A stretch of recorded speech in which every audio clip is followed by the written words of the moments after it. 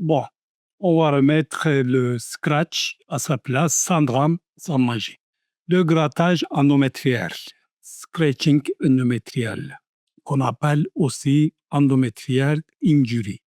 C'est une microlésion volontaire de la muqueuse de l'utérus, souvent avec une pupelle, généralement en phase lutéale du cycle précédent la FIV. L'idée sur le papier était très séduisante. On crée une petite blessure, le corps répare, ça déclenche une cicatrisation, une petite inflammation utile, des gènes s'activent, l'endomètre devient plus réceptif et l'embryon s'implante mieux. C'est une belle histoire, mais la biologie, parfois, écoute l'histoire et répond très joli, maintenant montre-moi les preuves. Alors, les preuves, allons-y. On en a plein d'essais randomisés, plein de revues systématiques qui ont testé le timing, le nombre de grattages, la technique et surtout, est-ce que ça marche pour tout le monde ou seulement pour certains profils. Et la synthèse la plus solide, c'est la Cochrane récente. Elle regroupe des dizaines d'essais, des milliers de patientes. Quand on se concentre sur les études les plus robustes, l'effet de grattage sur les naissances vivantes est incertain.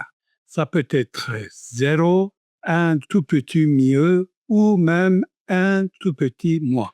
Même logique pour la grossesse clinique, pas de signal clair. Et pour la fausse couche, globalement, peu ou pas de différence.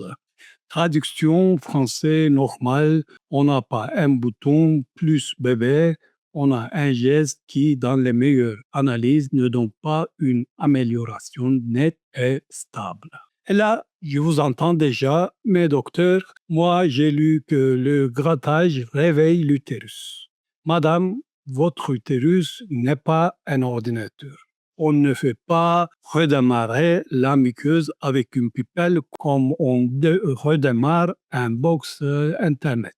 Maintenant, nuance importante. Certains revues ont essayé de trouver un sous-groupe où ça marcherait. Par exemple, chez les patientes avec au moins un échec de FIV.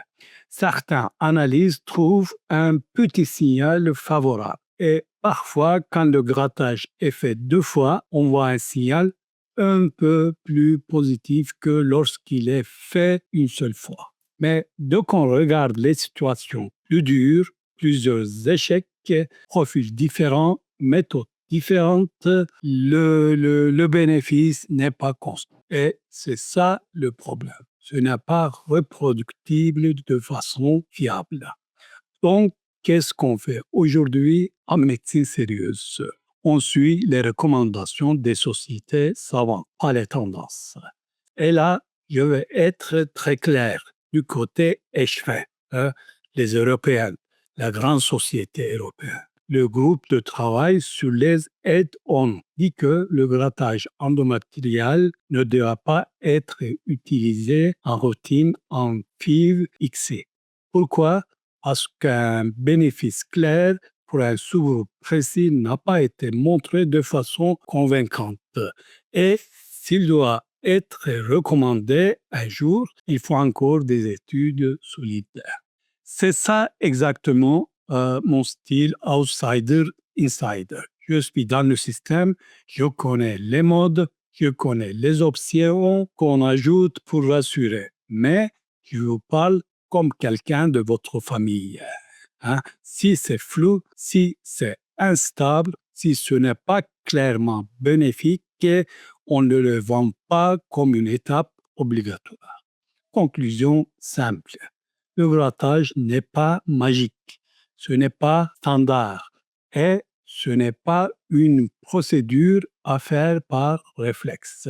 Si on en discute, ça doit être personnalisé, expliqué, justifié. Et surtout, on doit concentrer l'énergie sur ce qui change vraiment les chances, la qualité embryonnaire, la stratégie de transfert, la cavité utérine, l'endomètre et les causes réelles des chutes.